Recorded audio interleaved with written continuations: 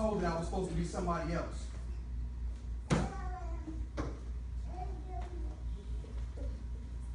Y'all see it up there. It's Illinois Department of Corrections, right? I'm from Chicago, Illinois. My name is Mike Burks, Jr.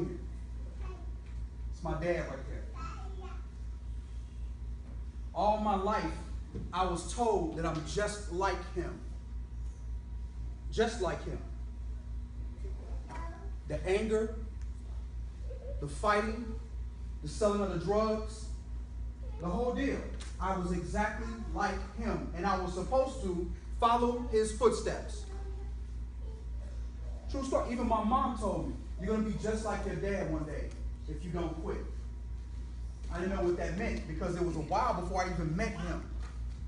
The last time I actually saw him was when I was 5 years old, when my stepdad kicked him out the house for beating on my mother. So that means from the age I was born up until 5, all I saw was disruption in my house and discord and fighting. So that's what I thought was right. I was taught that. Behavioral. It's called behavioral knowledge. So later on in life, I was told that my dad was dead for a long time. I thought he was gone. And I came back from Job Corps, and I was sitting down with my uncle and my sister because she was about to get married. And we were on the south side of Chicago, the west side of Chicago, and we were in the projects. My sister was sitting down, and my uncle walked up. He said, I need to tell y'all something. Your dad's really not dead. What do you mean? He says, your dad's really not dead. In actuality, he lives in this area, him and his brother. So there's no telling if you'll run into him. I have been angry all my life, y'all. This was 30 years old, and I may be able to meet my dad in the next few days. Angry. In 5th grade was the first time I knew how angry I could get. A teacher told me I can't get out the classroom and go to the restroom. I asked her 2-3 times. She said, no, you can't go anywhere. I urinated on myself in my seat. We all know how kids are when they're young. Laughed at me, joked at me. And guess what happened? Because of my anger, I picked my seat up and threw it at her. Got kicked out of school. When I came back, because I got kicked out of school, I kicked her again. Because I don't like to lose. So they told me I could never go to that school again. And they told me to go to another school, so I did. And when I grew up on the south side of Chicago, I joined a gang. Not because I wanted to, because I had to. And I took the anger into that situation. And everybody who tested me, I used whatever I had to take them into whatever I wanted to take them to.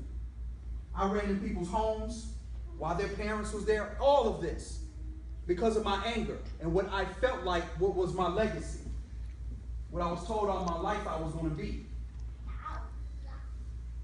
I felt like that was who I was supposed to be, right?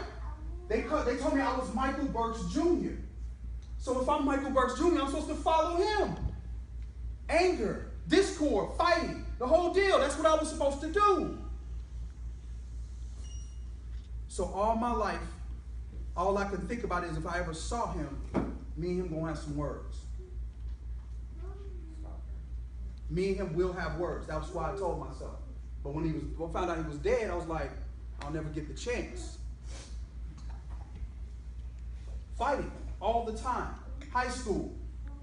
I got kicked out of Proviso East High School for hitting the ref because he called a call I didn't agree with. Messed up my scholarship to North Carolina to go play basketball.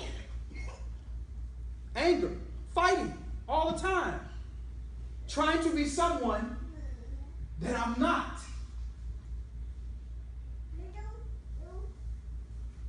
"30 years old, I got a chance to meet him. One-on-one. Remember that day I told you my uncle said he was alive? 20 minutes later, my sister said, let's go and go get some chips. Let's go get some things. We're about to go barbecue. I'm like, let's do it. Let's go. I go to the store. I walk in. Me and my sister have a past. We used to sell drugs together on the block. I'd made some bad decisions, and my sister followed me. So we had this connection with each other, that if something happened, she can give me the nod whatever she needs. So my sister walks up to the register, she's getting her chips, and this man walks off from the right of her and says, "Adrian?" My sister goes by the name of Nisi. She's never went by the name of Adrian. The only person that knows that name is us and my mother. So in my mind, who is this guy calling my sister by her real name? She looks over his shoulder and gives me the nod. I'm ready to smack him with the bottle that's in my hand. True story. I walk around to the front of him as he said, "Your name's Adrian, right?" I push my sister out the way, and she says, "Go ahead." I looked at him, I said, "Who are you?" He said, "Lil Michael?" At this point, I'm a little upset because how do you know who I am?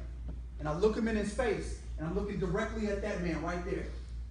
Because someone told me I look just like him, just light-skinned.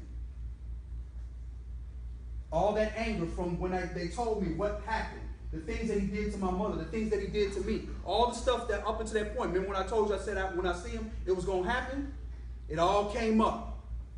And my hands did like this because I was ready to fight. That's all I knew. That's all I knew. And at this point, I got something to prove. This man will not leave this store unless I show him you ain't going to hit my mama. You ain't going to touch my mother ever again. You're not even going to get close to her. And he looked at me and he said, "Michael, there's two sides to a story. Sit up." He looked at me and said, "There's two sides to a story, Michael." I don't know what came over me, but I let my hand go. I said, "You're right.